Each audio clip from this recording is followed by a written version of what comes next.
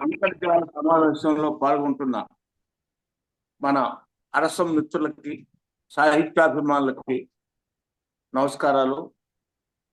ఈరోజు మన అరసానికి హితుడు, నాకు మనలో చాలా మందికి సన్నిహితుడు అయిన ఆచార్య వెలమల శమన్న గారు అభ్యుదయ సాహిత్య విమర్శలో చందు సుబ్బారావు అనే అంశం మీద ప్రసంగించనున్నారు.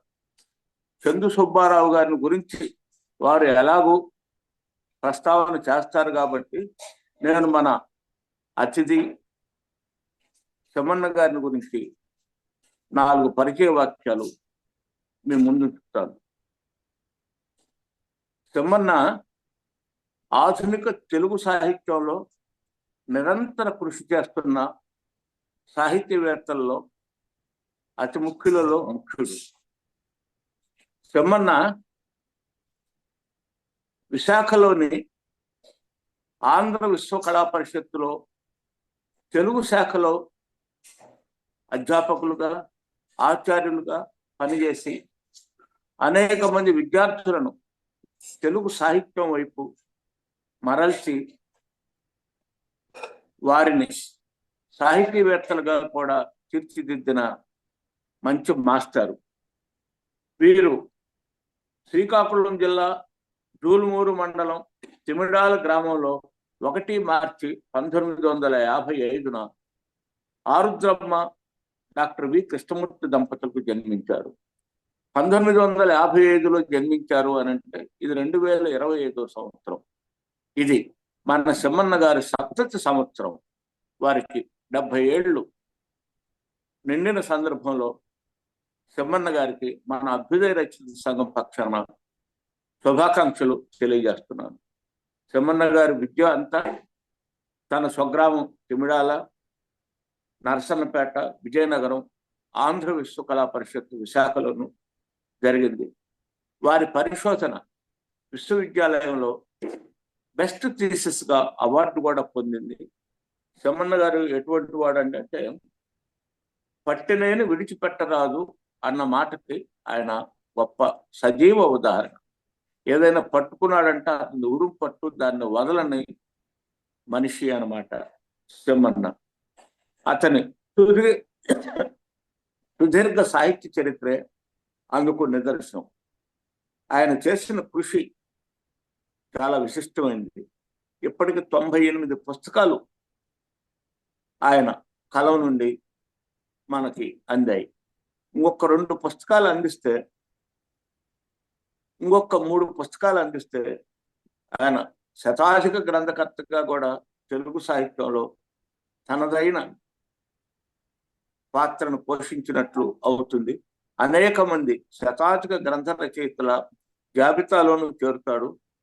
త్వరలోనే అంటే ఈ 2025 సంవత్సరంలోనే 98 ప్లస్ 2 పుస్తకాలు పూర్తి చేసుకొని 100 పుస్తకాలతో తెలుగు సాహిత్యంలో తన సంతకాన్ని పెడతాడని చెప్పి నేను తలుస్తున్నాను. అట్లాగే శమన్న 98 పుస్తకాలు అన్నాను కదా, దాదాపు 98 పురస్కారాలను పొందిన వ్యక్తి.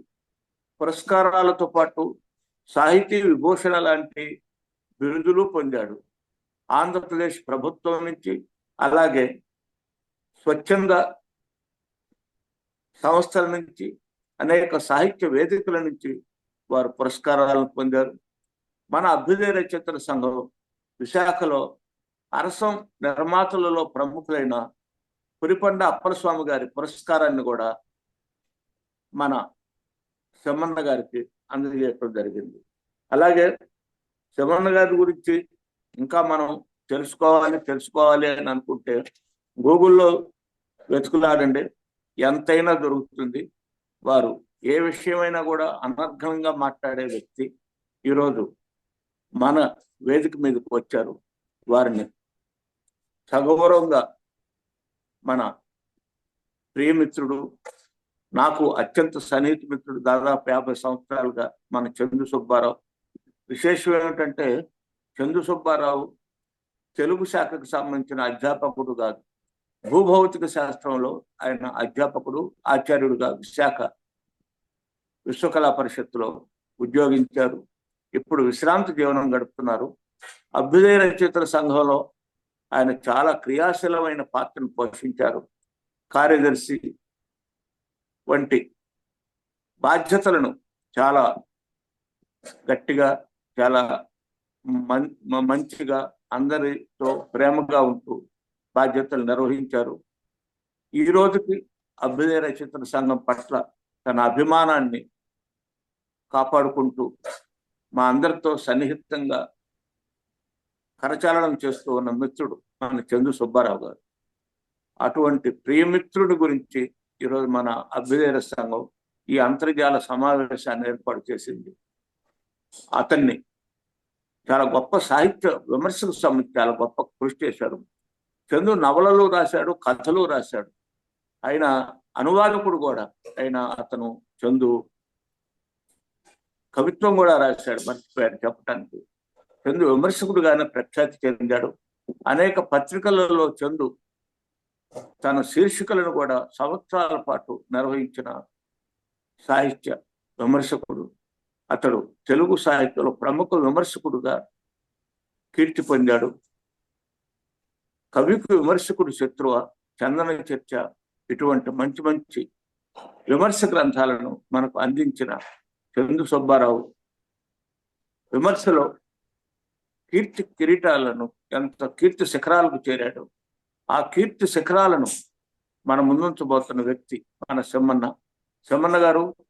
మీరు మిమ్మల్ని అభ్యుదయ సాహిత్య విమర్శలో చందు సుబ్బారావు అనే అంశం మీద ప్రసంగించాల్సిందిగా మన అభ్యుదయ సంఘం పక్షాన ఆహ్వానిస్తున్నాను. నమస్తే సెమ్మన్న.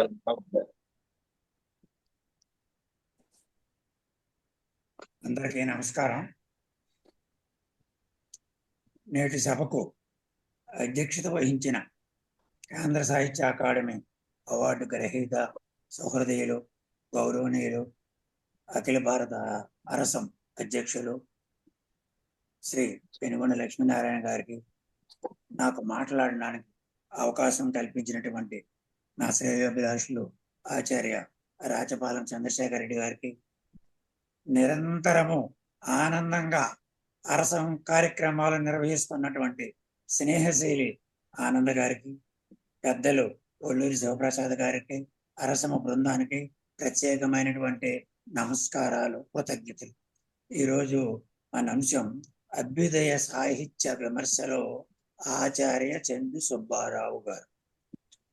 అధ్యాపకుడుగా, ఆచార్యుడిగా, అభ్యుదయవాదిగా, విశాఖ అరసం అధ్యక్షుడిగా, అరసమ సభ్యుడిగా, వ్యాసకర్తగా, మహావక్తగా, పరిశోధకుడిగా, విమర్శకుడిగా, సమీక్షకుడిగా, కాలమిస్టుగా, సంపాదకుడిగా, పీఠికల రచయితగా, నవలాకారుడిగా, కథకుడుగా, కవిగా, శాస్త్ర గ్రంథాల రచయితగా, భూగర్భ శాస్త్రవేత్తగా, సాహిత్యవేత్తగా, అనువాదకుడిగా, ఇలా ఎనలేని కీర్తి ప్రతిష్టలు సంపాదించిన సాహితీ మూర్తి, ప్రతిభామూర్తి, విఖ్యాత అభ్యుదయ విమర్శకులు ఆచార్య చందు సుబ్బారావు గారు. వారి గురించి ఒక్క మాటలో చెప్పాలంటే, ఆచార్య చందు సుబ్బారావు గారు నిత్య సాహిత్య అధ్యయన శైలి, ఒక చైతన్య దీప్తి. తెలుగు సాహిత్య విమర్శలో తనకంటూ ప్రత్యేకమైన, విశిష్టమైన స్థానాన్ని సంపాదించుకున్న విలక్షణ విమర్శకుడు ఆచార్య చందు సుబ్బారావు గారు.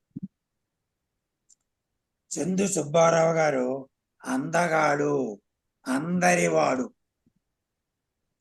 సుబ్బారావు గారు 1946 మే 18, ఈ మొన్ననే మనము ఆయన జన్మదిన పండుగ కూడా మన విశాఖపట్నంలో చేసుకోవడం జరిగింది. తెనాలిలోన చదలవాడనే గ్రామంలో మాస్టర్ పుట్టారు. లైలా కాలేజీలో డిగ్రీ చదువుకున్నారు. అలాగే ఆంధ్ర విశ్వకళా పరిషత్తులో జియోఫిజిక్స్ డిపార్ట్మెంట్ లో ఎంఎస్సి చేశారు. అక్కడే ఉద్యోగము, అక్కడే ప్రొఫెసరు, అక్కడే జరిగింది. తల్లిదండ్రులు చందు రాజ్యలక్ష్మి గారు, చందు వెంకట కృష్ణయ్య గారు. సుబ్బారావు గారు వారి యొక్క శ్రీమతి పేరు డాక్టర్ నిర్మలాదేవి గారు. వీరు జేఎంజే కళాశాల తెనాలిలో ప్రొఫెసర్ గా పనిచేశారు. అలాగే మాస్టర్ గారికి కవిత అనే అమ్మాయి, దిలీప్ అనే ఒక అబ్బాయి, అమ్మాయి ఏమో విశాఖపట్నం గీతం విశ్వవిద్యాలయంలో ప్రొఫెసర్ గా పనిచేస్తున్నారు. దిలీప్ అమెరికాలో పనిచేస్తున్నారు. ఇది మాస్టర్ యొక్క అభ్యుదయ. మాస్టర్ ఇంత గొప్పవాళ్ళు అవడానికి ఆయన వారసత్వం చాలా గొప్పది. అందులో అభ్యుదయ వారసత్వం ఇంకా ఉంది. సుప్రసిద్ధ అభ్యుదయ రచయిత బుల్లిముంత శివ రామకృష్ణ గారు స్వయాన ఆయన మేనల్లుడు. ఆయన ఈయన గొప్పవాడు అవడానికి ఆ వారసత్వం కూడా చాలా పనికొచ్చింది. ఈయన మేధావి అవడానికి కూడా అది చాలా పనికొచ్చింది. మాస్టారు ఆంగ్లంలో రాయగలరు, ఇంగ్లీష్ లో రాయగలరు, ఆంగ్లం ఇంగ్లీష్ లో కూడా మాట్లాడగలరు. ఆయన మహావక్త. ఆయన మాట్లాడుతున్నప్పుడు ప్రపంచ సాహిత్యాన్ని కూడా పరిచయం చేస్తూ ఉంటారు. సౌహృదయ పాఠకులు రంజం చేస్తుంటారు. ఆయనకు తాపీ ధర్మారావు గారి స్మారక బహుమతి వచ్చింది. కొండేపూడి శ్రీనివాసరావు గారి స్మారక బహుమతి వచ్చింది. సోమసుందర గారి పురస్కారం వచ్చింది. అలాగనే ఆంధ్రప్రదేశ్ ప్రభుత్వం జాషువా ప్రశ్న ₹1,00,000 అవార్డు కూడా సార్కి ఇచ్చారు. ఇక్కడ సార్ యొక్క గొప్పతనం ఏంటంటే, నా జీవితంలో నేను 79లో ఎంటర్ అయ్యి 80లో ఎంటర్ అయ్యారు. నా జీవితంలో నాకు చాలా హెల్ప్ చేసినటువంటి వాళ్ళు, ముఖ్యంగా వాళ్ళ మామయ్యని చెప్పుకోవడం అనేది శివరామకృష్ణ చెప్పుకోవడం. అలాగే అందుకే కాకుండా మొట్టమొదటి వ్యక్తిగా పెనుగొండ లక్ష్మీనారాయణ గారు చెప్పుకున్నారు. అది చాలా అభినందనం. అనుకోకుండా సార్ ఈవేళ అధ్యక్షులు కూడా ఉన్నారు కాబట్టి నాకు ఇంకా ఆనందం. పెనుగొండ లక్ష్మీనారాయణ గారు, ఎస్వి సత్యనారాయణ గారు నాకు సహాయ సహకారాలు అందించారు ఈ ఈ ఈ ఉద్యమాల్లో. అలాగే తన గురువుగా రామస్వామిచంద్ర గారితో చాలా ఉండడం వల్ల నేను చాలా ముందుకెళ్ళగలిగాను. ఆ గురువు గారి ప్రోత్సాహం కూడా నాకు పనికొచ్చింది. అలాగే విశాఖపట్నంలో ఉన్నటువంటి ప్రముఖులందరూ కూడా పురిపండి అప్పలస్వామి గారితోని, ఆచార్య తోమాడి దోనప్ప గారితోని, రామశాస్త్రి గారితోని, కాళీపట్నం రామారావుతోని, చలసాని ప్రసాద్ గారితో వీళ్ళందరితో ఉండడం వల్ల నేను రోజు రోజుకి చాలా నేర్చుకొని ముందుకు వెళ్ళానని చెప్పారు. అలాగే మా అన్న మిరియాల లక్ష్మీపతి గారు నా పుస్తకాలన్నీ ప్రింట్ చేయడానికి అక్కడెక్కడో ఉన్నటువంటి నా వ్యాసాలన్నీ తెచ్చి సంకలనం చేసి సమాజానికి నా పుస్తకాల సంపుటాలకు ఇచ్చినటువంటి ఆయనకు ప్రత్యేకమైన నమస్కారాలు చెప్పారు. అంతేకాకుండా నా జీవితంలో నాకు బాగా హెల్ప్ చేసినటువంటి ఉన్నటువంటి ప్రొఫెసర్ కేతి విశ్వనాథ్ రెడ్డి గురించి కూడా చెప్పుకున్నారు. అలాగే ప్రొఫెసర్ రాజపాలెం చంద్రశేఖర్ గురించి కూడా చెప్పారు. నా సాహిత్య గురించి, నా జీవితం గురించి వీళ్ళు నాకు చాలా ఎంతో చేశారు. వీళ్ళందరినీ ఇలా చాలా మంది చాలా గొప్ప వాళ్ళు అయ్యాక వెనక్కి చూసి నాకు పలానా వాళ్ళు వలన నేను గొప్పవాడు అయ్యాను అని చెప్పుకునే వాళ్ళు చాలా తక్కువగా ఉంటారు. ఈ విషయంలో చందు సుబ్బారావు గారు చాలా సౌహృదయులని నేను చెప్పడానికి నాకు చాలా ఆనందంగా ఉంది. మాస్టారు నాకు ఇందాక మంచి అద్భుతమైనటువంటి చారిత్రక నేపథ్యాన్ని చందు సుబ్బారావు గారి గురించి బ్రహ్మాండంగా అధ్యక్షులు సౌహృదయులు సౌజన్యమూర్తి మన పెనుగొండ వారు చెప్పారు.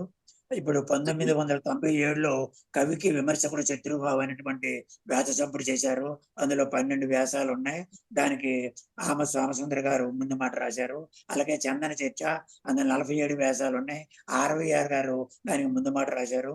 నా సాహిత్య ప్రయాణం అనేది ఒకటి. అలాగే నవ్యాలోకనంలో 36 వ్యాసాలు ఉన్నాయి.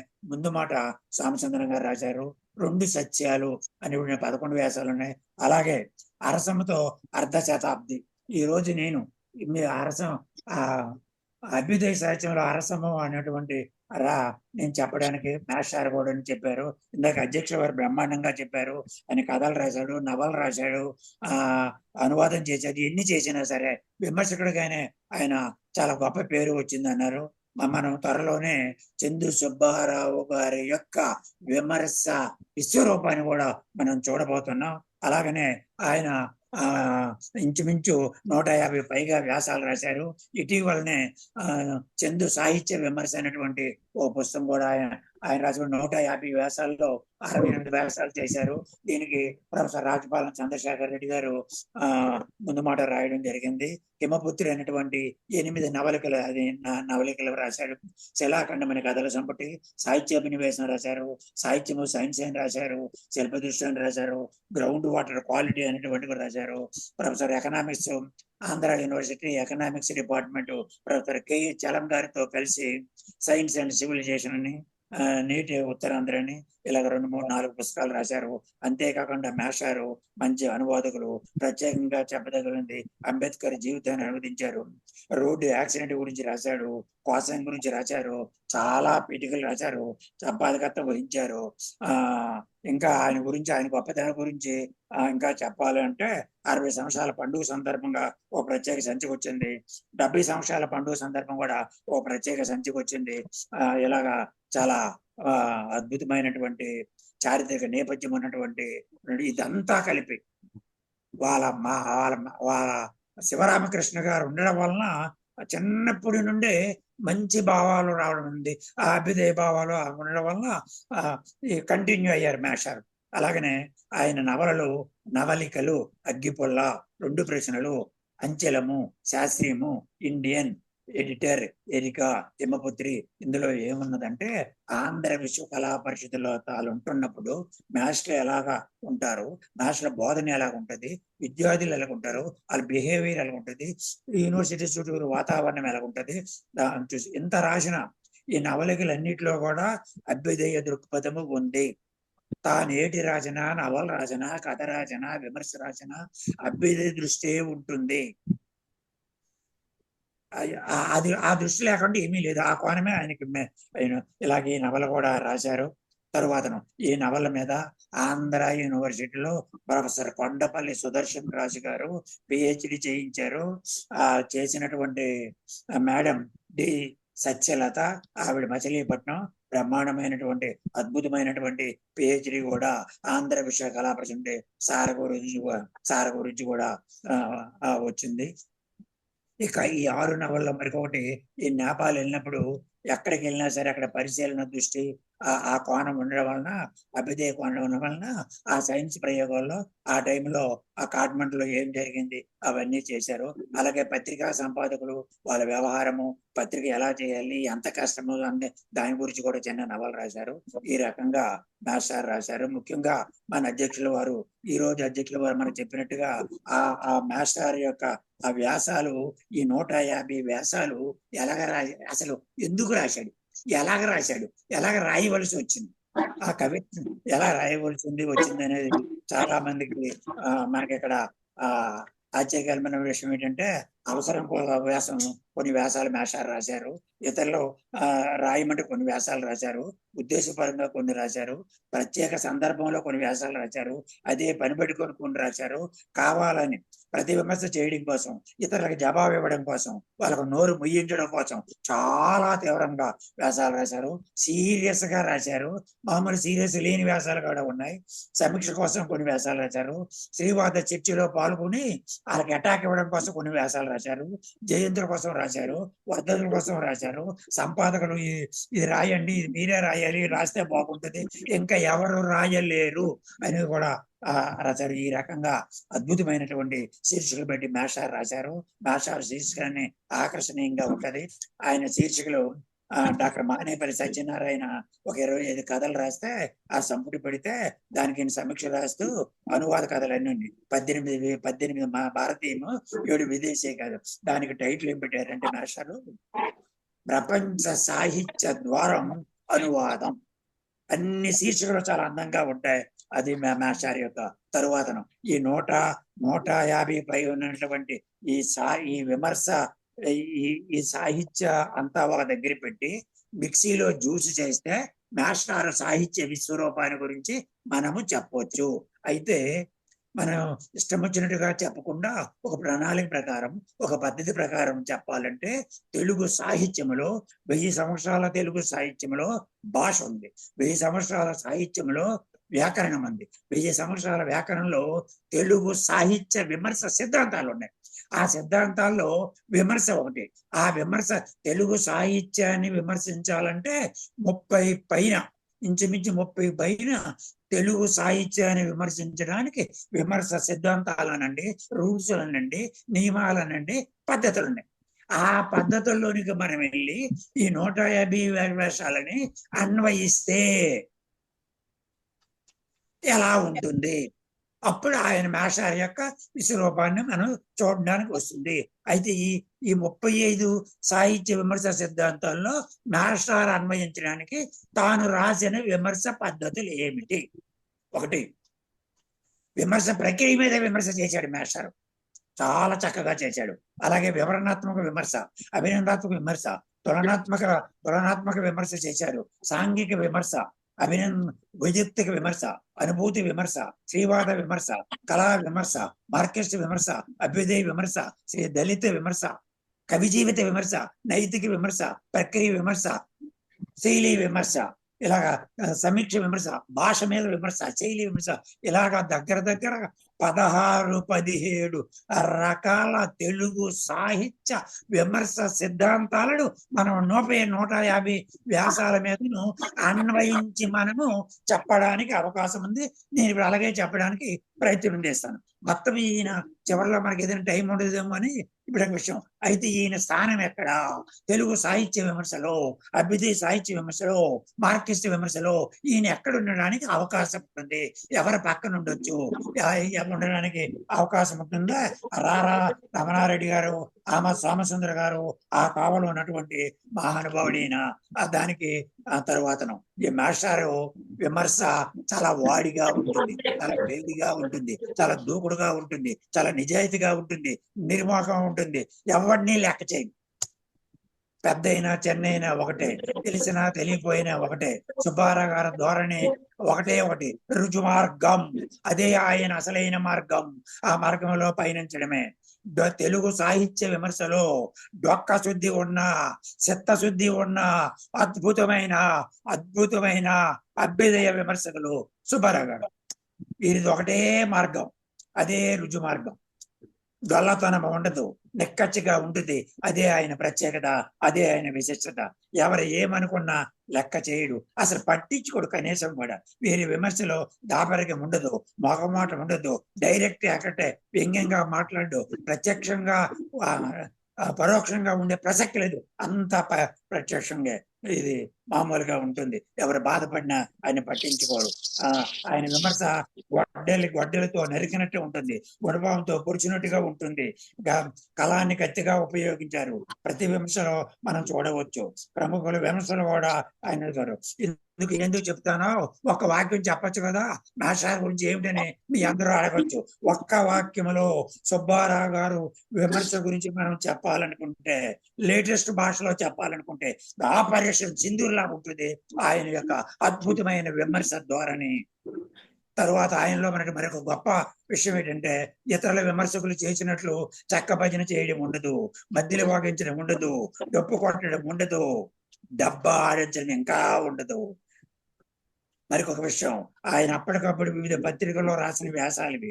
పత్రికల కోసం వ్యాసాలు రాయడం అంటే కత్తి మీద స్వామి. తక్కువ పట్టులో రాయాలి, ఎక్కువ విషయం రాయాలి, విషయం అంతా రాయాలి, రాసిందంతా తక్కువ ఉండాలి. సౌహృదయ పాఠకు ఆనందం కలగాలి, ముఖ్యంగా సంపాదకుడికి ఆనందం కలగాలి. ఇతర సంపాదకుడికి ఆనందం కలిగించాలి, అసలు సౌహృదయ పాఠకు ఆనందం కలిగించాలి. మెటీరియల్ తక్కువగా ఉండాలి, అంతా ఉండాలి, అంత వ్యాసంలో ఉండాలి. చాలా కష్టమైన. కాబట్టి ఇందులో ప్రామాణికమైనటువంటి విషయం, కొంచెం పరిపూర్ణత, పరిపక్వత పత్రిక వ్యాసాలు కొంచెం తక్కువగా ఉంటాయి. ఒక అంశాన్ని తీసుకొని దాని అంతు చూడడం అనేది ఈ వ్యాసాల్లో తక్కువగా మనకు కనిపిస్తుంది. ఈ వ్యాసాలు ఇంచుమించుగా 3-4 పేజీల్లో మనకు కనబడుతుంది. తరువాత ఇక ఇది మేషారు యొక్క ఇది. ఇక మనం అందులోకి జాగ్రత్తగా వెళ్ళిపోతే విమర్శ ప్రక్రియలో మేషారు విజృంభించాడు. అసలు స్టార్టింగ్ లోనే చాలా జాగ్రత్తగా విమర్శకుడు ఎలా ఉండాలి, కవి ఎలా ఉండాలి, అసలు విమర్శకుడు పని ఏంటి, కవి పని ఏంటి. ప్రారంభంలోన కవి, రచయిత, విమర్శకుడు ఒక్కడే ఉండేవాడు. కవులందరూ మనకి ఎలాగా తెలుసు, తిక్కన, వేమన, పెద్దన, సూరన, వీళ్ళందరూ కవులు.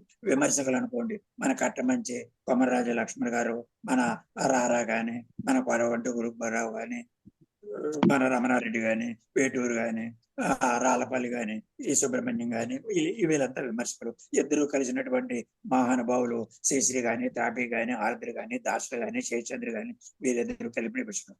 ఏది ఏమైనా కవి తప్పనిసరిగా విమర్శకుడు. విమర్శకుడు కవి అవ్వచ్చు, కవి కాకపోవచ్చు, కానీ కవి మాత్రం తప్పనిసరిగా విమర్శకుడు. ఇందులో మీకు ఏ డౌటు లేదు. విమర్శ కాకపోతే అంత గొప్పగా వాడు కన్యాశుల్కాన్ని రాయలేరు, అంత గొప్పగా యజ్ఞం రాయలేరు, అంత గొప్పగా సారా కథలు రాయలేరు. తప్పనిసరిగా కవి విమర్శకుడు. అంతేకాదు, చాలా మంది మనకు మహాకవులు ఉన్నారు. మహాకవులు కూడా ప్రజాకవులు అవ్వచ్చు, అవ్వకపోవచ్చు, కానీ ప్రజాకవి మాత్రం మహాకవి తప్పనిసరిగా అవుతాడు. ఈ రకంగా కవి సృష్టికర్త, విమర్శకుడు పాఠకుడి యొక్క ప్రతినిధి. చాలా జాగ్రత్తగా ఉండాలి విమర్శకుడు, చాలా జాగ్రత్తగా ఉండాలి. కొడవ గంటి కుటుంబరావు చెప్పినట్లు విమర్శకుడు 2 ఆకులు కవి కంటే ఎక్కువ, రచయిత కంటే ఎక్కువ చదివి ఉండాలి, చాలా జాగ్రత్తగా ఉండాలి, చాలా నిశ్చితంగా ఉండాలని చెప్పారు. అలా అంచేతనే కవి ఎప్పుడు గ్రంథం మీదే ఉండాలి, వ్యక్తి జోలికి ఎప్పుడు వెళ్ళకూడదు అని చాలా వస్తూ చెప్తూ చాలా జాగ్రత్త. పూర్వానికి ఇప్పటికీ విమర్శకుడు చాలా బాధ్యత ఉంది. అది ఏమంటే, పూర్వం విమర్శ అలాగా అందచందాలు అలాగ వెళ్ళేది. ఇప్పుడు ఆ విమర్శకుడు చాలా బాధ్యత ఉన్నది. ఏ కావ్యాన్ని తీసుకున్నా ఆ కావ్యం ఒక సమకాలిక జీవన సిద్ధాంతాల మీద విమర్శించాలి. ఇంత ముందులాగా వర్ణనలు, శైలి దాని మీద కాదు. అంచేతనే విమర్శకుడు చాలా జాగ్రత్తగా ఉండాలి, చాలా బాధ్యతగా ఉండాలి. కవికి ఎంత బాధ్యత ఉన్నదో విమర్శకుడు కూడా అంత బాధ్యత ఉండాలి. విమర్శకుడికి అప్పుడప్పుడు రాళ్ళు ఇతరులు వేసిన మీరు బాధపడవలసిన అవసరం లేదు, మీరు కూడా బాధపడవు.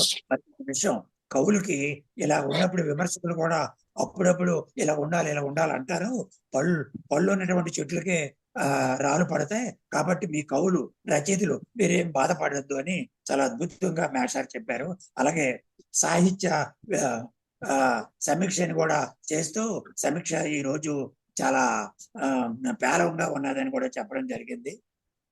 తరువాతను విమర్శ కూడా చాలా జాగ్రత్తగా లేకపోతే, శాస్త్రీయంగా లేకపోతే, హేతుబద్ధంగా లేకపోతే ఉమాకాంతం గారి నేటి కాలం కవిత్వంలాగా అయిపోతుంది.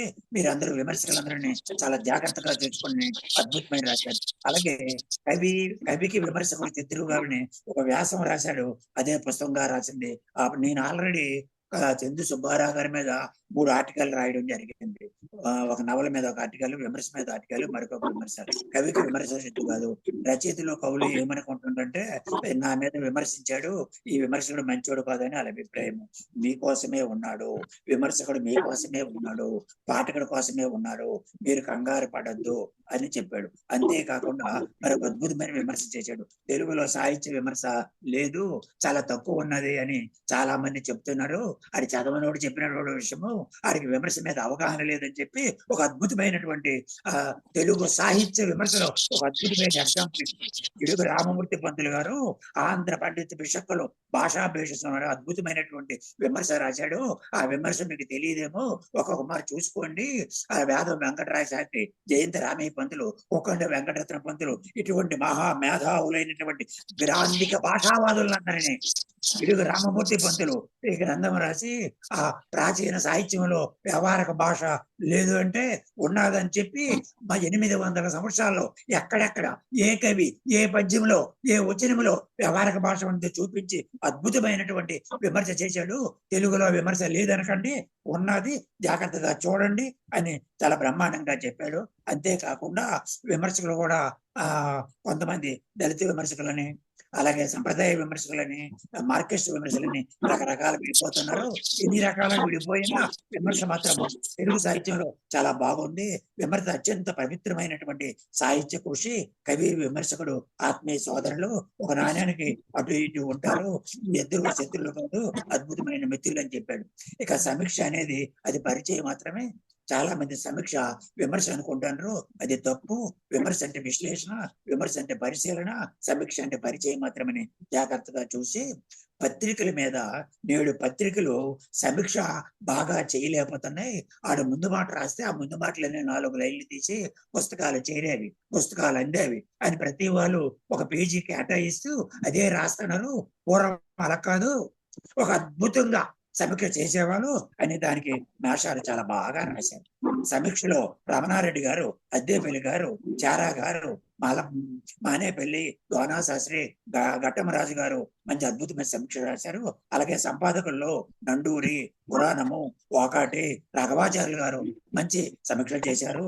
విమర్శకుల్లో సుందరం, త్రిపురనేని, అలాగే రచయితల్లో రంగనాయకమ్మ మంచి బ్రహ్మాండమైనటువంటి సమీక్షలు చేసి అటు రచయితకి ఇటు సౌహృదయ ప్రేక్షకులకి బ్రహ్మాండమైన ఈ పుస్తకం చదవాలి, ఈ సమీక్ష చదివి పుస్తకం చదవాలని నేడు ఆనాడు ఉండేది, ఈనాడు లేదని మన పత్రికల మీద కూడా చిన్న ఇసురు ఆశ్చర్యించారు. ఇక తరువాత విమర్శ ఎప్పుడు నిజం చుట్టూరే తిరగాలి. ఆడు నాకు తెలుసు, ఈయన నాకు తెలుసు అని చదివి అలా రాస్తాను, అది పనికిరాదు చెబుతూ వ్యాఖ్యాత గురించి రాస్తూ మంచి క్లారిటీ ఇచ్చాడు. వ్యాఖ్యాత విమర్శకుడు వాడు, వ్యాఖ్యాత అంటే వివరించేవాడు, విమర్శ అంటే తప్పు చెప్పుడు వాడు. విమర్శకు ఉన్నటువంటి బాధ్యత వ్యాఖ్యాతకి లేదు అని చాలా మంచి అద్భుతంగా చెప్పాడు. అంచేతనే నువ్వు విమర్శ ఎవరు చేసినా సరే ఖచ్చితంగా ఉండాలి. ఇప్పుడు శ్రీశ్రీ మీద చేసావనుకో, శ్రీశ్రీ ఒకటే చెప్పాలి, సంప్రదాయవాద ఆధునికుడు. విశ్వనాథ సత్యనారాయణ ఉన్నారు, సంప్రదాయవాద ఆధునికుడు. అంతేగాని రెండు చెప్పడానికి పనికిరాదు, ఏదో ఒకటే చెప్పాలి. రెండు చెప్పడానికి ఎటువంటి పరిస్థితి రాదు అనేది మేషారి యొక్క అభిప్రాయం. ఒకటే చెప్పాలి. అలా చెప్పిన నారాయణ బాబు శ్రీశ్రీకి సమానుడు, అవును అని కొంతమంది, ఒకే వ్యక్తి అవును కాదు అని చెప్పకూడదు, ఒకటే చెప్పాలి. ఏదో ఒకటే చెప్పు, శ్రీశ్రీ గొప్పవాడు, అవునా కాదా, అంతే.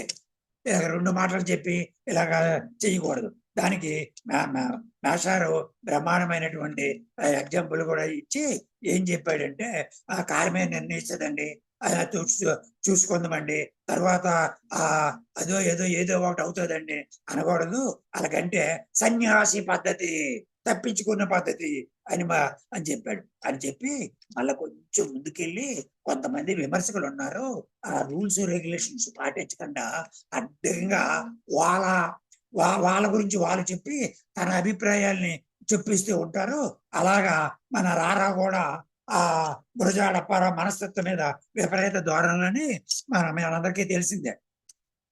సంస్కృత హృదయం మీద మాట్లాడారు, అలా మాట్లాడడం బాగులేదు, నిజము లిప్పు లాంటిది, అది కాలుతుందని నాకు తెలుసు, అయినా సరే నా పని నేను చేస్తానని అద్భుతంగా విమర్శించాడు. తరువాత మాస్టారు అలా చెబుతూ ఇప్పుడు సోమసుందరు, కేతు, అద్దేపల్లి, వల్లంపాటి, ఆర్బిఆర్, రాంపట్ల వీళ్ళందరూని ఒక రకమైనటువంటి విమర్శలు చేస్తూ ఉన్నారు. బాలగోపాల్, నిఖిలేశర్, రంగనాయకమ్మ, త్రిపురనేని, రామకృష్ణారెడ్డి, కళ్యాణ్, నవీన్, వీళ్ళు పాపినేని శివశంకర్, వీళ్ళంతా మార్కెస్ట్ విమర్శలు.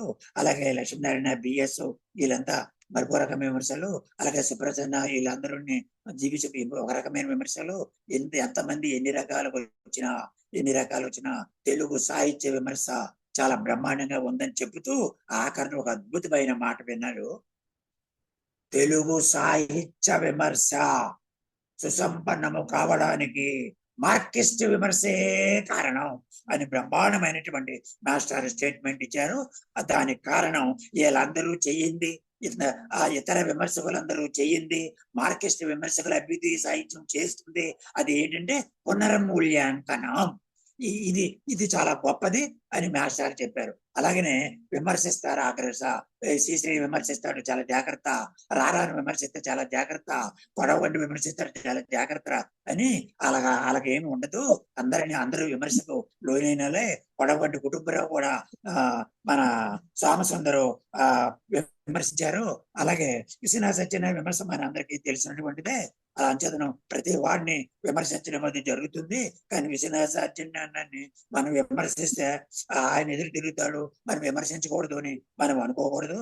శ్రీశ్రీని విమర్శిస్తే ఆయన అనుకోకూడదు, విమర్శించవలసిందని చెప్తూ ఆయనే క్వశ్చన్ వేసి ఆయనే ఆన్సర్ వేసి చాలా బ్రహ్మాండంగా చెప్పాడు. చూడండి, మేషారు వ్యంగ్యం ఉంటది, మేషారులో వ్యంగ్యం ఉంటది, హాస్యం కూడా ఉంటది. శ్రీశ్రీ గారు మీరు మహాకవి, అనల్ప శిల్ప రహస్యం ఎరిగిన నవ్యాంధ్ర కవీశ్వరుడు, అభ్యుదయ ఉద్యమానికి ఆద్యులు. కానీ అభ్యుదయ యుగానికి మాత్రం మీ అన్న గురజాడ అప్పన్న గారే యుగకర్త అంటే శ్రీశ్రీ గారు టాచ్ అది వల్ల కాదు అని ఎక్కడ లేని కోపం వస్తుంది అని వాడు తోలు వదిలేసుని రాశారని కొంచెం ఆన్సర్ తనే చెప్తాడు. అలాగే విశ్వనాథ్ సత్యనారాయణ గురించి చెప్తూ, సత్యనారాయణ గారు మీరు మహోన్నత కవికర్త, సంప్రదాయానికి భర్త, అమోఘ రచనా ప్రావీణ్యానికి వ్యవకర్త. కానీ ముందు చూపు లేకుండా బండి ఉన్న చోటే ఉండిపోయింది. అలాగ అన్నామంటే పిల్ల వెదవలు వాళ్ళకేడి తెలుసు అని అని చెప్పి ఆగ్రహంతో ఆర్ష సాంప్రదాయాన్ని మరో 60 ఏళ్ళు వెనక్కి నెట్టేస్తాడు ఆయనని. అలాగా బ్రహ్మను. అలాగే నారాయణ బాబు కవి కాడు, నారాయణ బాబు కవిగా సామాన్యుడు అంటే సమగ్ర వాంగ్మయ సముద్రుడు పోటెత్తుతాడని విమర్శించాడు. శ్రీశ్రీ కవిగా సామాన్యుడు కాడు నాయన అంటే శేషేంద్ర పాండిత్యానికి తీరని ఆయన గుచ్చుకుంటుందని చెప్పాడు. శివారెడ్డి కవిత్వము పలచబడ్డదంటే 3వ నేత్రముతో ఆయన చూసుకుంటాడని చెప్పాడు. ఇలాగ సోమసుందర్ నీ కవిత్వంలో పదబంధము నుంచి బయటపడాలి నువ్వంటే ఆయన ఆగ్రహ భాస్కరుడు ఇలాగ రకరకాలుగా అలా మంచి చెప్తూ వాళ్ళు ఎలా కోపం పడుతారో చెప్తూ, అలాగే శ్రీనారాయణ రెడ్డిని అమెరికాకి విమర్శించకపోవడానికి ప్రధాన కారణం ఏంటంటే ఆయన కేంద్ర సాహిత్యం అకాడమీలో పద్మశ్రీలో, పద్మభూషణ్లో, జ్ఞానపేటలో కమిటీ మెంబర్లు రకరకాలు ఉండడం వల్ల ఆయన విమర్శిస్తే ఇది రాదేమని చాలా మంది విమర్శించడం అలాగలా వచ్చారు. ఏది ఏమైనా చెబుతూ విమర్శ గురించి చెబుతూ ఎవరిని కదిలించినా ఆగ్రహమే. బేసరితగా ప్రశంసించు, పోవో పరకో కీర్తి నాశించు, ఇస్తారు ఆనందించు, నిజాన్ని పలకవద్దు, నిజములు ఇప్పుడు లాంటిది కాలుతుంది. అందుకే అద్దేపల్లి అన్నాడు, నువ్వు చెప్పింది కరెక్ట్ అద్దేపల్లి, తానవ్వక తప్పించుక సమీక్షలు రాయు, అట్ట బాగుంది, అట్ట మీద బొమ్మ బాగుంది, అచ్చు బాగుంది అని ఎలాగా అని చేసి అతని చేతిలో మీదన రాయు అని ఇలాగ విమర్శిస్తాడు. ఆయన విమర్శించుకో, ఆయన పెద్దోడు, ఆయన విమర్శించుకో. గురజాడే గిరీశమని పడవగడ్డి కుటుంబరావు గారు రాశారు. దాన్ని మన చందు సుబ్బారావు, శ్రీశ్రీ గారు, రమణారెడ్డి గారు, ఆరాధ్య గారు తప్పు, అది మంచి పద్ధతి కాదని చెప్పారు. అంటే మేషారు ఏం చెప్పారంటే ఎవడైనా విమర్శకు గురవుతాడు, ఈడు ఆడు లేదు. అలాగే కొడవగడ్డి కుటుంబరావు సోమసుందర ఆయన మీద రాస్తే మద్రాసు జీవితానికి పరిమితం అయిందని చెప్తే అలా కాదు, ఆంధ్రజ్యోతి దూరం అయ్యారు. ఇలాగా రకరకాలుగా విమర్శ. అలాగే కారా యజ్ఞం గురించి రావిశాస్త్రి రచిస్తూ ఆయన వ్యక్తిగతంగా ప్రశంసించాడు, యజ్ఞం గురించి రాయలేదు అన్నాడు. ఆయన వదలలేదు. రంగనాయకమ్మ 200 పేజీలు రాసి యజ్ఞం కథను విమర్శించింది అన్నాడు. ఎవరైనా విమర్శకు గురి కావాల్సిందే, తిరుగులేదు. అలానే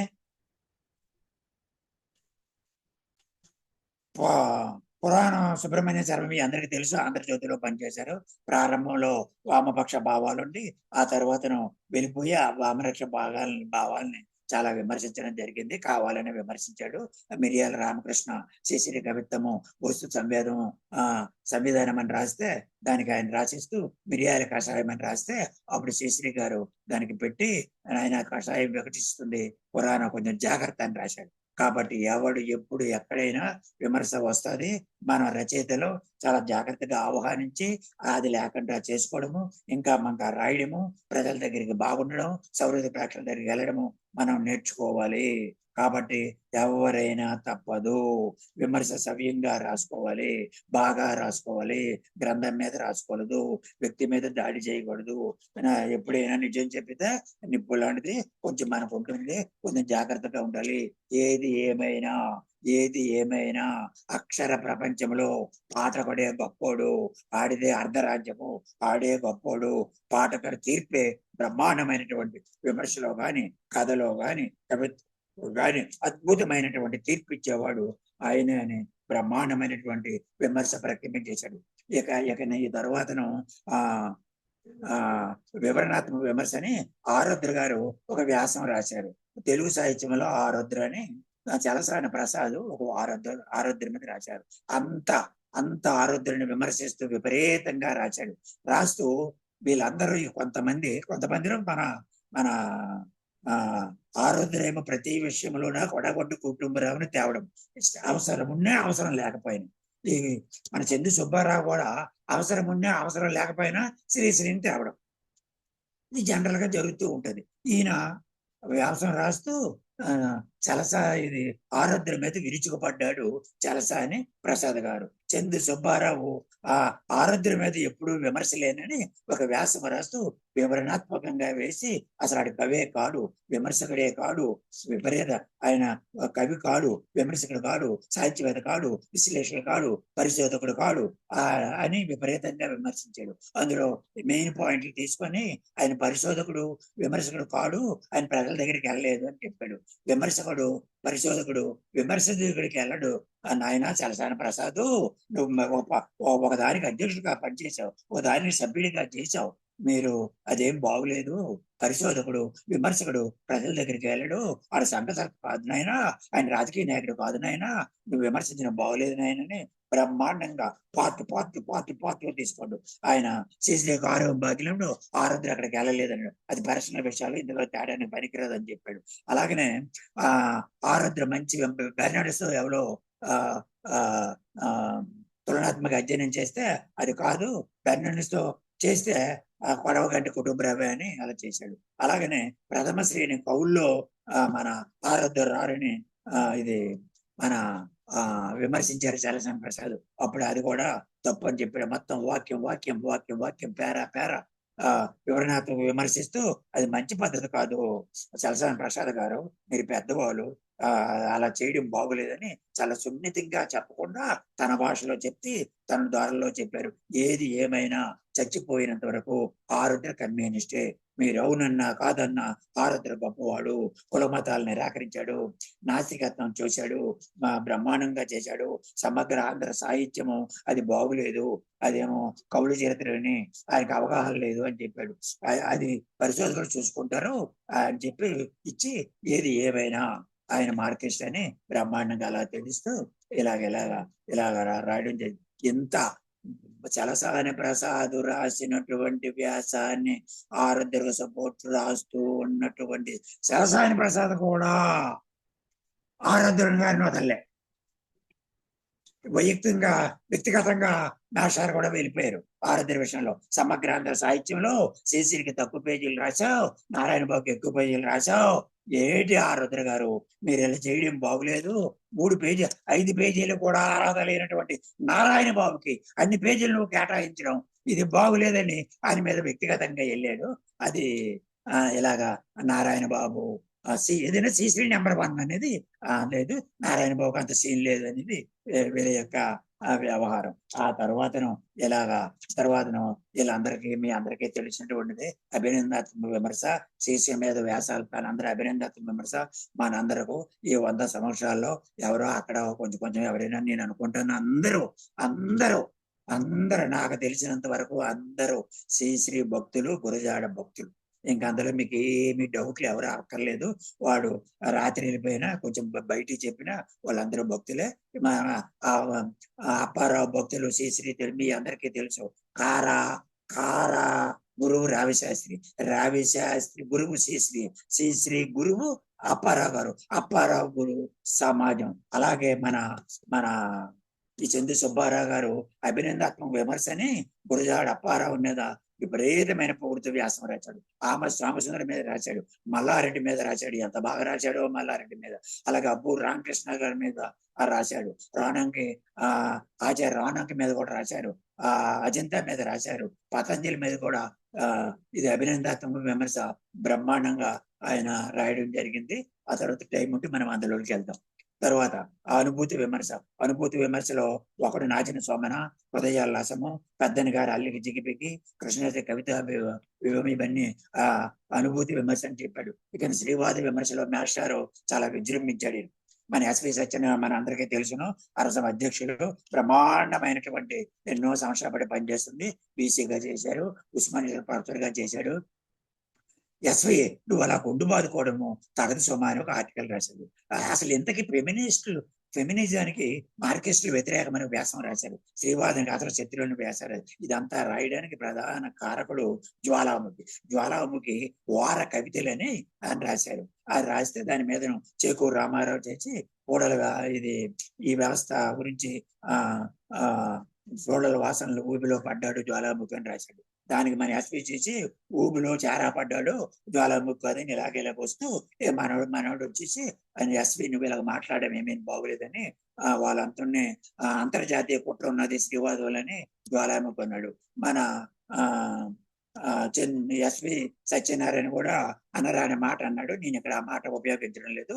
అప్పుడు ఎస్పీని గురించి నువ్వు అలా గుడ్డు బాదుకోవడం బాగులేదు, ఆడవాళ్ళు అలా మాట్లాడడం బాగులేదు, నువ్వు బ్రహ్మాండమైన వైద్యంచరు, అంతకుముందు ప్రొఫెసరు, అన్నిటికంటే నువ్వు ఒక మనిషి, స్త్రీని అలా మాట్లాడడం బాగులేదు. అసలు ఇంతకీ ఫెమినిజానికి కమ్యూనిస్టులు శత్రువులు అవునా కాదా, ఏమిటిది, ఇదేం బాగులేదు.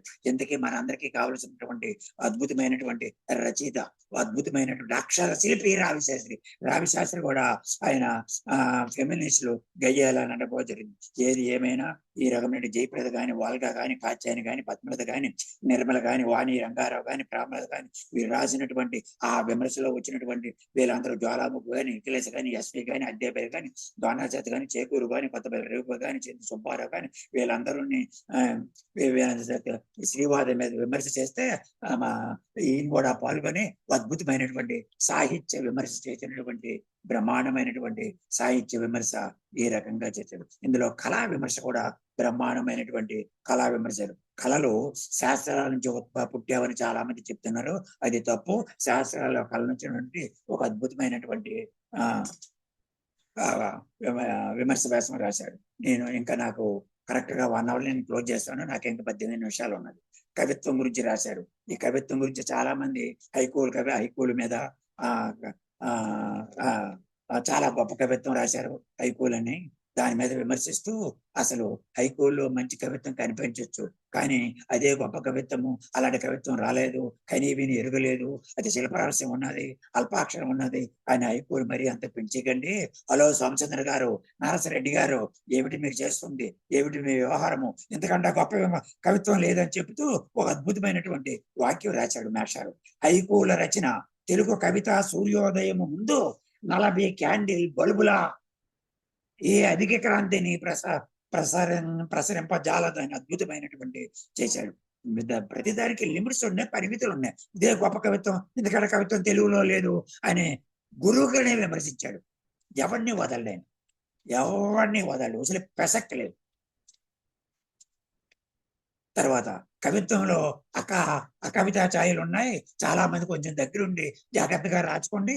మన శ్రీశ్రీ గారిలోన తిలక్కలోన 100కి 1 పాయింట్ ఉంటే మీ అందరిలోన 60 పాయింట్లు ఉన్నాయి. కాబట్టి బాగా రాసుకొని వాళ్ళ కవిత్వం చదివేసి మీరు ఇప్పటికైనా బాగుపడండి. అంతేగాని ఏది పడితే అది రాసి ఆ కవిత్వం రాసి అదే కవిత్వం అని చెప్పి మమ్మల్ని అందరినీ సమాజం మీద వదలకని చెప్పాడు. తరువాత అభ్యుదయము వచనంలో ఉంటుందని చాలా మంది అనుకుంటుంటారు. వచనంలో కాదు, పద్యంలో కూడా ఉంది. మీరు చదవండి. చాలా బాగా రాశారు. అలాంటి ఆ రూటులో తెలుసు. మన జాషువా గురించి, దాశరథ గురించి, కరుణేశ్వర్ గురించి, శేషేంద్ర గురించి, తుమ్మల సీతారామ చౌదరి గురించి, వాళ్ళు చేసినటువంటి వాళ్ళ వ్యవహారాలు ఏమిటి, అందులో పద్యంలో కూడా 3 విశ్వాసాలను ధరించారు. నూతన వ్యవస్థ కావాలని కోరుకున్నారు. తర్వాతను ప్రజలు బాగుపడాలని కోరుకున్నారు. ఆచారాలని, పిడివాదుల్ని, మడివాదుల్ని, ముసుగు వీరుల్ని వాళ్ళందరూ రోడ్డు మీదకి తెచ్చారు. ఇలాగ పద్యంలో కూడా అభ్యుదయ దృక్పథం ఉంది, అభ్యుదయ వ్యవహారాలు ఉన్నాయి, మీరు వెంటనే ఏది కాదని చెప్పాడు. ఆ తర్వాతను రచయితలందరికీ చిన్న చెప్పాడు, ఎప్పుడు హాస్యంగా ఉండండి. హాస్యం అంటే చంద్ర సుబ్బారావుకి చాలా ఇష్టం. వేమన హాస్యంలో గొప్పడు, చౌడప్ప గ్రామంలో గొప్పడు. కానీ రమణారెడ్డిలో నవ్వుకు రవ్వంతా చోటు లేదు, కనిపించకుంటుందని రమణారెడ్డి మీద ఓ చురకేశారు. జ్వాలాముఖి కూడా కనిపించుకుంటుంది, వరవరలావులో అసలే లేదు, కొంచెం హాస్యం కూడా పండించండి రైటర్స్ అని చేశాడు. ఇలాగా బ్రహ్మాండం చేస్తూ ఇందులో మన సోమసుందరు వ్యంగ్యం ఎలా రాశారని చెప్తూ చిన్న ఉదాహరణ ఇచ్చారు. అతడు 1000 ఎకరాల బుర్ర మీసాల స్వామి, అతని హృదయం భయంకరమైన రుద్రభూమి, అతడు నవ్వితే ఆకొన్న బెబ్బులు అరిచినట్లు, అతడు ఆవలించితే తుఫాను గాలి చరిచినట్లు, అతని కనుబొమ్మలు విలనీకి ఆటపట్టు, ఉదయాన్న లేచి బ్రాందీతో మకము కడుగుతాడు కానీ త్రాగడు. ఇలా ఇలా చేసి అలాగా బ్రహ్మాండమైనటువంటి నాట్యాలు చేశారు. అలాగే వచనంలో ఉన్నటువంటి విశ్వరూపాన్ని, అలాగే వచనంలో ఉన్నటువంటి గొప్పతనాన్ని నాట్యాలు చెబుతూ మన కవిత్వ విచారము చాలా బ్రహ్మాండమైనది వచనంలో ఉంది. సారథ వివేచన రారాచండి, వజ్రాయుధం దాని గురించి చెప్పి, అలాగే యజ్ఞం కథ, అలాగే కన్యాశుల్కము, అలాగే సారా కథలు, ఇవన్నీ గొప్ప గొప్పగా ఉన్నవి. వచన కవిత్వం వచ్చింది.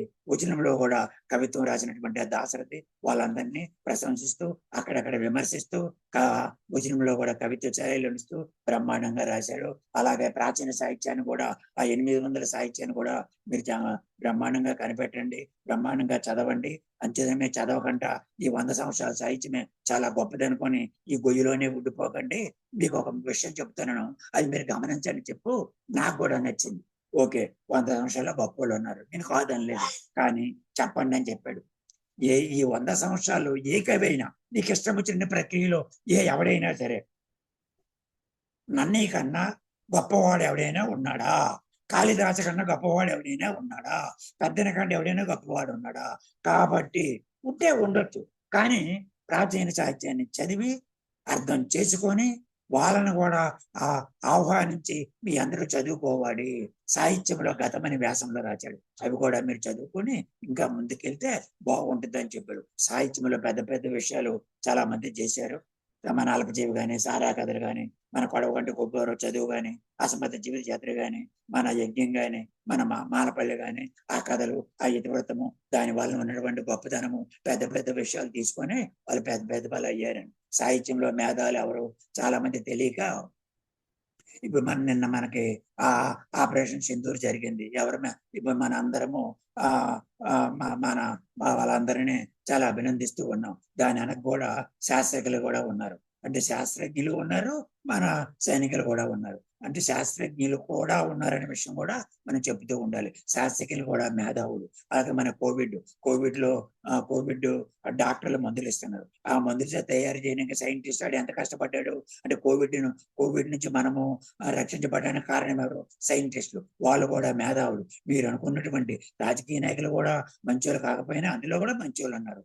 శాస్త్రవేత్తలు కూడా మేధావులు, రాజకీయ నాయకులు కూడా మేధావులు, తాత్వికులు ఉన్నారు. డాక్టర్ అంటే మేధావులు అనేది ఒక దానికి కన్ఫర్మ్ చేయకండి అనేది మాస్టారు చెప్పారు. అలాగే వారసులు గిడుగు రామ్మూర్తి, ఆయన కొడుకు సీతాపతి, తిప్పునేని రామస్వామి, గోపిచంద్, మహిదే రామ్మోహన్, మోహనం, బమిడిపాటి కామేశ్వరరావు, బమిడిపాటి రాధాకృష్ణ, ఇలాగ ఇంద్రగంటి శ్రీకాంత్, విశ్వనాథ్ సత్యనారాయణ, పావన శాస్త్రి, నాయని సుబ్బారావు, నాయని కృష్ణ కుమారి, ఇలాగ రకరకాల తండ్రులు, వాళ్ళ కొడుకులు, వాళ్ళ కూతుర్లు, వాళ్ళ కృషి, వాళ్ళ వ్యవహారము, వాళ్ళు ఎక్కడ ఏమిటి బ్రహ్మాండమైనటువంటి సాహిత్యంలో సగమైనటువంటి ప్రాచీన సాహిత్యాన్ని ఆదరించండి, అభిమానించండి, స్వాగతించండి. సాహిత్యంలో పెద్ద విషయాలు ఉన్నవన్నీ చదవండి. మీరే మేధావులు అనుకోకండి, అందరూ మేధావులు సాహిత్యంలో వర్షం. అలాగే చాలా గ్రంథ సమీక్షలు చేశారు. చాలా గ్రంథ సమీక్షలు చేశారు. 10 నొక్కుతున్న పాటకు సమీక్ష చేశారు. ఆధునిక కావ్యంలో నారాయణ రెడ్డికి బట్టి మనిషి దానికి చేశారు. అలాగనే కొత్త గబ్బిలానికి చేశారు. ప్రపంచ ఆకాశంలో వచ్చినటువంటి 18 భాషల్లో కవితల్ని భారతీయ కవితాత్మీయని చూశారు. ఈయన ముద్దుకోశ నుండి శ్రీకాంత్ వరకు వచ్చినటువంటి సంకలనాల్లో ఎలా ఉన్నదని అది చేశారు. ఈ సంకలనం ఎవరు చేశారంటే అప్పా జోషి వారు చేశారు. దీనికి పీఠిక కూడా ఈయన రాశారు. ఎవరు? మన శ్రీకాంత్ శర్మ గారు రాస్తే ఆయన చిన్న ఆయనకి అది బాగుంది. యువ నుంచి యువ అని పెట్టి రాశాడు. పెట్టి ఆయన రాస్తూ ఎందుకు ఆధునిక కవిత్వం అని రాశాడు. అక్కడ కొంచెం చంద్ర సుబ్బారావుకి బాగా దొరికిపోయాడు. చాలా జాగ్రత్తగా సంకలనం చేసినప్పుడు అన్ని జాగ్రత్తగా చూడాలి శర్మాజీ, కొంచెం జాగ్రత్తగా మీరు చూడలేదు, దానివల్ల విమర్శలు వచ్చి మీ సంకలనము ఇంకా బాగా చేస్తే ఇంకా బాగా వచ్చేసింది. ఇంతకీ మీరు ఎందుకు ఈ ఆధునిక కవిత్వం అని ఇలాగ మీరు మాట్లాడారు. అలాగే కుండిత కవిత్వం బలం కన్నా ఆయన పీఠికలు చాలా గొప్పదనడంలో నువ్వు వ్యంగ్యంగా చెప్పావు, అదేం బాగులేదు. ఎక్కడికక్కడ చేశారు. ఏది ఏమైనా నీవు రామారెడ్డిని, వరవరరావు గారిని ఎంచి అవన్నీ తీసావు, బాగుంది, చాలా బాగా చేసావు, ఇవన్నీ తప్పులు ఉన్నాయి, కొన్ని మంచి కూడా ఉన్నాయి, ఆ మంచిలన్నీ చెప్పాడు. అలా మా ముద్దుకృష్ణ గురించి మీ అందరికీ తెలుసుకుంటుందే. ముద్దుకృష్ణ సంకలంలో మన జాషువా గారు లేరు. ఎందుకు లేరు మీ అందరికి చాలా మందికి తెలిసే ఉంటుంది. ముద్దుకృష్ణ చాలా విమర్శకు వేరు, జాషువాను కూడా లేడు. దానికి లేకపోవడం వలన చాలా మంది మీ అందరికీ ఆ విమర్శకు గురైన మహానుభావుడు కాబట్టి చాలా జాగ్రత్తగా చాలా వ్యవహరిస్తూ చాలా జాగ్రత్తగా ఉండండి, లేకపోతే విమర్శకు గురవుతారు. దళిత సాహిత్య విమర్శ కూడా చేశాడు. ఆయన ఆధునిక కవితలో ప్రగతి కూడా ఉన్నదని మన వీళ్ళందరి గురించి చెప్పారు. తరువాతను భారతీయ ఆత్మ మంచి పని చేశాడు. ఈ రేడియో ఉపన్యాసాలని భారతీయ ఆత్మ ఏంటి అని చెప్పి, భారతీయ ఆత్మ ఉన్న మంచిగా మారిపోయారు, సహనము, శాంతి, సమధర్మము, ప్రగతిశీలము, సుందర భారతమని ఇలాగ చేసి బాగుంది. ఆ కవితలో ఉన్నటువంటి అన్నింటినీ ఆయన విశ్లేషించాడు. మా మూసీలో పడ్డవి అవన్నీ కలిపి ఆయన తేవడం జరిగింది. ఆ తర్వాతను ఇప్పుడు అసలు ఈయన మేషార్ మీద ఒక బలమైన తర్వాత అందులోకి వెళ్దాం, విమర్శలోకి వెళ్దాం. ఇంకా 10 నిమిషాలు ఉంది కాబట్టి 10 నిమిషాల్లో మీకు అన్ని కంప్లీట్ చేసి బాగా తర్వాత ఈ మేస్టారు చాలా జాగ్రత్తగా ఒక బలమైన ఆయన బోరా, చారా, నారా, రారా అని ఒక ఆర్టికల్ రాశారు. బోరా అంటే బోధరాజు రాధాకృష్ణ, చారా అంటే చేకూరు రామారావు, నారా అంటే విల్చే నారాయణరావు, రారా అంటే మన అందరికి మన రాజమౌళి రామచంద్ర రెడ్డి. వీళ్ళందరూ మంచి విమర్శలే అని చెప్తూ అలా చెప్తూ ఎక్కడెక్కడ ఎలా పొరపాట్లు ఉన్నాయి, వగైరా ఉన్నాయి అవన్నీ చెబుతూ మనకి మీకు ఇష్టం ఉన్నాయి ఇష్టం లేకపోయినా అందరము అనుకున్నదే అది చంద్ర సుబ్బారావు చెప్పారు. కొంతమంది వామభావాలు ఉండేవాళ్ళు అది లేదండి మనం లేకపోయినా పర్వాలేదండి అలా గొప్ప వాళ్ళండి అని చాలా అంటారు. ఏది ఏమన్నా 95% అందరూ అనే మాట ఏమిటంటే వామపక్ష భావాలు, మీరు వామపక్ష భావాలు ఉన్నటువంటి ఆ బృందం కానీ లేకపోతే 41 వైతాళుడు కందుకూరు లేడు, యుగకర్త అప్పారావు లేడు, భాషా తపస్సు గిడుకు లేరు, వీళ్ళందరూ లేకపోతే మన శ్రీశ్రీకాంత్ పేరు రాదు. ఇది నిజం, మీరు వినండి, వినకపోయండి తప్పుని కాదు. ఆ త్రిమూర్తులు, ఆ సంస్కర్తలు వాళ్ళందరూ రావడానికి కొందకూరిని, గిడుగును, గురజాడును వామపక్షాలు లేకపోతే లేదని వామపక్షాలని చాలా అభినందించాడు. అంతేకాకుండా మరికొకటి చెప్పాడు, తెలుగు సాహిత్యానికి మంచి పాయింట్ వేశాడు. తెలుగు సాహిత్యానికి నవ్యత, నాణ్యత కల్పించిన వాళ్ళు వామపక్ష విమర్శకులు మాత్రమే, అందులో డౌట్ లేదు. అందుచేతనే కట్టమంచి రామలింగారెడ్డిని ఎప్పుడు అవకాశం వచ్చినా మాస్టర్ ప్రతి వ్యాసంలో తెస్తున్నాడు. కానీ కట్టమంచి మన కట్టమంచి మీదను ఆ సంప్రదాయం విరుచుకుపడే విధానము తప్పు అని బ్రహ్మాండంగా ఎక్కడికక్కడ విమర్శిస్తూ చెప్పాడు. అలాగనే ఆ రారా మీద కానీ ఆ కొడవంటి మీద కానీ సంప్రదాయాలు ఎక్కడెక్కడ వేటేస్తే ఈయన గుణపాలతో పొడిచేశాడు. ఇంకా మళ్ళీ మాట్లాడడం కూడా వీతి లేదు.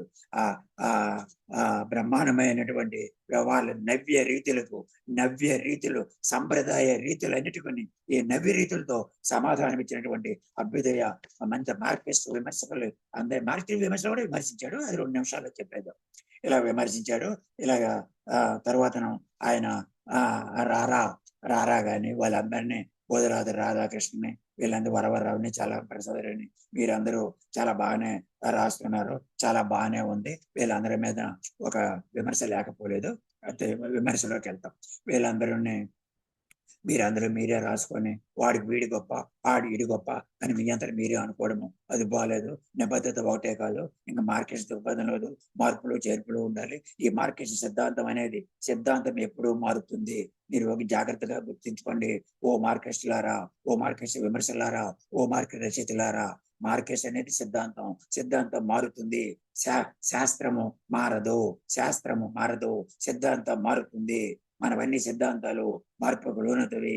ఎప్పటికప్పుడు మార్చుకుందాం, ఎప్పటికప్పుడు ముందుకెళ్దాం, ముందుకు వెళ్దాం అని నాశారు ముందుకు వెళ్తారు. అంచేతనే మనము కొంచెం జాగ్రత్తగా ఉండండి. భారతాన్ని కానీ, రామాయణం కానీ, భగవద్గీత కానీ, ఇంకా మతాలు కానీ, కులాలు కానీ విమర్శించినప్పుడు చాలా జాగ్రత్తగా ఉండాలి, చాలా జాగ్రత్తగా ఉండాలి. అది మనకే కాదు, రాజకీయంగా తప్ప మనకు వస్తుంది. కొంచెం జాగ్రత్తగా చూడండి, అదే పదే పదే చూడండి. సమాజం చూడండి. 2 ఎంపీలు ఉన్నాడు, మూడో దఫ ప్రధానమంత్రి అయినట్టు ఉన్నాడు. ఎందుకు ఉన్నారు? మనందరం కలగపోవడం అని ఉన్నారు. మనం కలగపోవడం వల్లనే ఇతర వాళ్ళు వస్తున్నారు. మనమే భారతదేశాన్ని పరిపాలించాలి. మనకు ఐక్యం లేకపోతుంది. ఓకే, మనం అందరము రాజకీయంగా విడిపోయాం, ఓకే, విమర్శలుగా విడిపోయాం, సాహిత్యంగా విడిపోయాం. అవసరం ఉన్నదా? అసలు అవసరమా? ప్రజలు కోరుకుంటున్నారు, మనం కలాలని ప్రజలు కోరుకుంటున్నారు. ప్రజలు జీవించిన ప్రజాస్వామ్యం కావాలంటే మన అందరం కోరుకుంటున్నారు. మనందరం కలవాలి, ఆరోగ్యంగా ఉండాలి. ప్రజాస్వామ్యం బాగుపడాలంటే మన అందరము కలాలి. మార్కెటిజం వీలు లేదు, వాళ్ళు లేదు, అయ్యి లేదు, అమ్మాయి లేదు. మన అందరము కలుద్దాం, సమాజాన్ని బాగు చేద్దాం, ప్రజాస్వామ్యం బాగు చేద్దాం. భారతదేశంలో ప్రజాస్వామ్యాన్ని 3 పువ్వులు 60 కాయలుగా చేద్దామని మహానుభావుడు తన అభిప్రాయాన్ని బ్రహ్మాండంగా అని చెప్పాడు. చాలా మంది కమ్యూనిస్టులు, అభ్యుదయవాదులు, వామపక్షవాదులు సాహిత్యేతర పదార్థాలను తీసుకొని అది కవిత్వం అని చెప్తున్నారు. బెడ్డెనక బన్ని కట్టు, అన్నలారా అక్కలారా అలాంటివి రాయండి, గద్దర్లాగా రాయండి. అంతేగాని వరవర్రావుని ఒక కోట్ చేస్తూ అని చాలా నేను చెప్పడానికి ఇష్టం లేదు. వరవర్రావు కవిత రాశారు, ఆయన ఎగ్జాంపుల్ ఇచ్చాడు. అలా కవితలు రాయకండి. సాహిత్యేతర వామపక్ష భావాలు గలవాళ్ళు కొంచెం జాగ్రత్తగా ఆలోచించండి అని భాష మీద వివరించి మీరు భాష కూడా జాగ్రత్తగా ఉపయోగించండి. అలా రైటర్స్, రచయితలు శబ్దాన్ని ప్రేమించండి, భాషను ప్రేమించండి, శబ్ద సౌందర్యాన్ని ప్రేమించండి. శ్లిష్ట ఒక మారు కాలింగి అనే పదం వాడాడు. కళా ప్లస్ ఇంగిత జ్ఞానం అట. అదేమో ఇలాగని విభజించాడు. కాలింగిలో సగము కళ అంటే చెతకాలని చెప్పి మిగతా సగము ఇంగిత జ్ఞానం అని అన్నాడు. ఇదే ఇంగిత జ్ఞానము, ఇంగిత జ్ఞానం నీకే లేదు, అసలు నువ్వు ఎలాగయ్యావు ఓ శ్రేష్ఠ ఉమామహేశ్వరరావు? నాకేంటి అర్థం కాకుండా నవీ కవిత ఎలా గొప్పలు పోయావు అని చెప్పాడు. శైలి కూడా ఉపయోగించండి.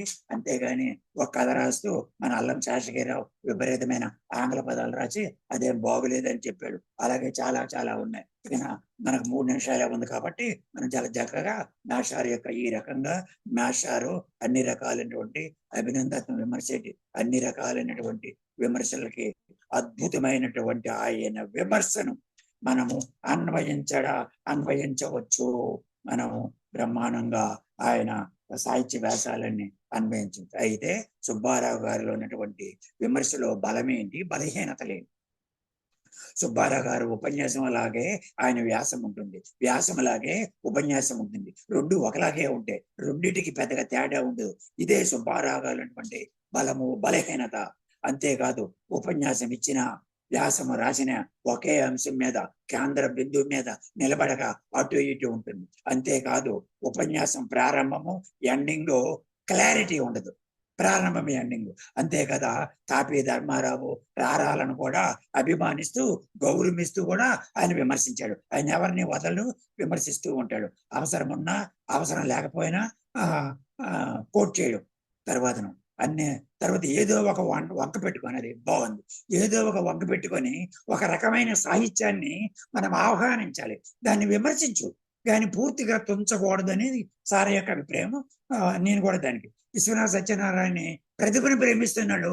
ఆయన ఆలోచన ధోరణిని ఎప్పుడు ఎక్కడ విమర్శలో వ్యాసంలో కానీ ఎప్పుడు విమర్శిస్తూనే ఉన్నాడు. ఆయన ప్రతిభను మాత్రం గౌరవిస్తూ ఉన్నాడు.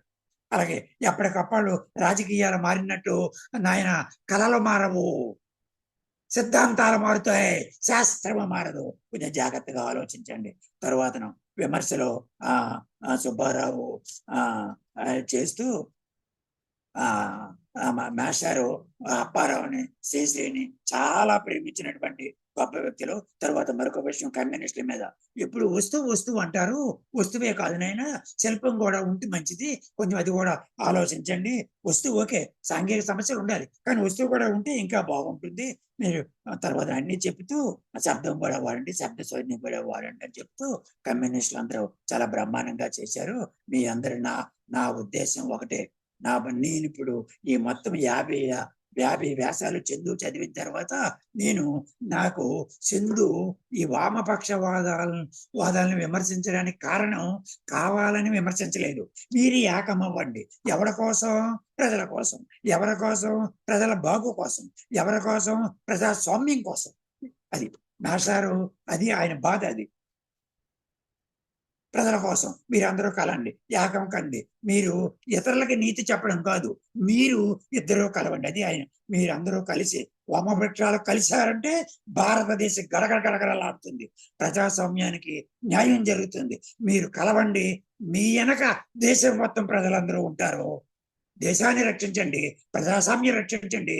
మీ అందరూ ఏకమండి. ఒక అద్భుతమైనటువంటి తెలుగు సాహిత్య విమర్శలో తనకంటూ ఒక ధారణ ఉండి, తనకంటూ ఒక పద్ధతి ఉండి, తెలుగు సాహిత్య విమర్శ బాగుపడడానికి ప్రధాన కారణం అభ్యుదయ విమర్శ, మార్క్సిస్ట్ విమర్శ.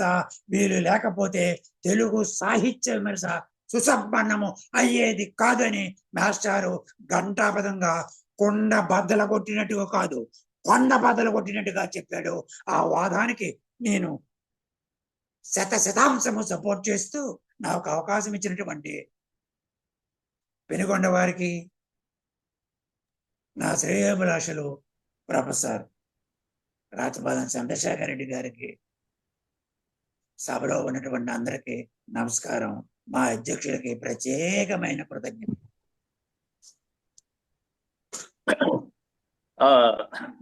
ఇప్పుడు దాకా ఒక 50 నిమిషాల పాటు విశాఖ ఎక్స్ప్రెస్ స్పీడును మనం గమనించాము, విన్నాము. మంచి ప్రసంగం చేశారు. చంద్ర సుబ్బారావు గారి సాహిత్య విమర్శల్లోని లోతులకు వెళ్ళి ప్రశంసాపూర్వకంగా మన చెమ్మన్న గారు ప్రసంగించారు. వారు చెమ్మన్న గారు అనేక విషయాలను చంద్ర సుబ్బారావు సాహిత్య విమర్శను దృష్టిలో పెట్టుకొని చెప్పారు. చందును నిత్య సాహిత్య అధ్యయనశీలి అని, చైతన్య జీప్తి అని, విలక్షణ విమర్శకుడని, మహావక్త అని చెప్పి కూడా చెమ్మన్న తొలుత కొనియాడారు. అసలు చందులో అభ్యుదయ భావాలకు ఎవరు కారణం అని చెప్తూ వారి మేనమామైన బల్లిముత్త శివరామకృష్ణ గారు అని చెప్పారు. బల్లిముత్త శివరామకృష్ణ గారు అభ్యుదయ సాహిత్యవేత్త, అరసవ నేతగా కూడా మనందరికీ సుపరిచితులు. అలాగే చందు అనేక ప్రక్రియలో రచనలు చేశారని, ఆ ప్రక్రియలన్నింటిలోనూ ఒక పరిశీలన దృష్టి స్పష్టంగా ఉంటుందని కూడా మన చెమ్మన్న గారు అన్నారు. చందు రచనలపై ఆంధ్ర విశ్వకళా పరిషత్తులో పరిశోధనలు జరిగాయని, అవి మేలైన పరిశోధనలని కూడా వారు పేర్కొన్నారు. చందు విమర్శల్లో తీవ్రత కనిపిస్తుందని, అసలు చందు వ్యాసాలకు ఇచ్చే శీర్షికల్లోనే ఒక ప్రత్యేకత ఉంటుందని కూడా మన చెమ్మన్న పేర్కొన్నారు. తెలుగు సాహిత్య విమర్శలో చందు స్థానం ఏమిటి అని చెప్పి ఆయన చెప్తూ అది ఒక చిరస్మరణీయమైనది, విశిష్టమైనదని చెప్పారు. అట్లాగే చందు డొక్కశుద్ధి, చిత్తశుద్ధి ఉన్న అభ్యుదయ సాహిత్య విమర్శకుడని, నిజాయితీ నిర్భీతి కలిగిన వ్యక్తి విమర్శకుడని, అసలు ఎవరిని లెక్క చేయని విమర్శకుడని కూడా, ప్రామాణిక విమర్శకుడని కూడా మన చందును ఆయన కొనియాడారు. అసలు చందు ఒక మాట అంటాడు, అసలు కవే గొప్ప విమర్శకుడని నిర్ధారణ చేశాడని, అసలు అట్లాంటి కవే అంటే ఒక సాహిత్యవేత్తయే ఒక విమర్శకుడిగా పేర్కొంటూ, అందుకు గురిజాడ, కోకు, కాళీపట్నం గారి అటువంటి వాళ్ళను కూడా ఆయన ఉదహరించారు. అలాగే తెలుగు సాహిత్య విమర్శ సుసంపన్నం కావటానికి ప్రధాన కారణం మార్క్సిస్టు విమర్శని చంద్ర సుబ్బారావు చేసిన సూత్రీకరణని ఈయన చాలా విపులంగా మన ముందుంచారు. విమర్శ అనేది ఏ మహారచయిత అయినా కూడా మినహాయింపు కాదు విమర్శకి. అలాగే చందు కూడా ఎవరిని తాను విమర్శకుడుగా మినహాయించలేదని చెప్పాడు. ఏది ఏమైనా కూడా పాఠకుడిదే అంత్యం నిర్ణయం అని కూడా చందు అభిప్రాయం అని చెప్పారు. ఏదైనా తెలుగు సాహిత్య విమర్శకు కానీ తెలుగు సాహిత్యానికి కానీ వామపక్ష శక్తులు చాలా దోహదపడ్డాయని, వాటి పురోగతికి వాటి అభ్యున్నతికి అని చెప్తూ ఎవరిలో ఒక మాట అన్నారు, తెలుగు సాహిత్య విమర్శకు నవ్యత నాణ్యత చేకూర్చినది మార్క్సిస్ట్ విమర్శ, అభ్యుదయ విమర్శ అని చెప్పి మన చందు సుబ్బారావు గారి గురించి చాలా స్పష్టం చేశారు. ముద్దుకృష్ణ వైతాళుకుల గురించి ఒక మాట అన్నారు. ముద్దుకృష్ణ వైతాళుకులలో ఉన్న లోపాలను చందు చెప్పాడని చెప్పారు. ముద్దుకృష్ణ వైతాళుకుల మీద 3-4 వ్యాసాలు వచ్చినాయి. శాసో గారు ఒక అద్భుతమైన వ్యాసం రాశారు వైతాళుకుల మీద.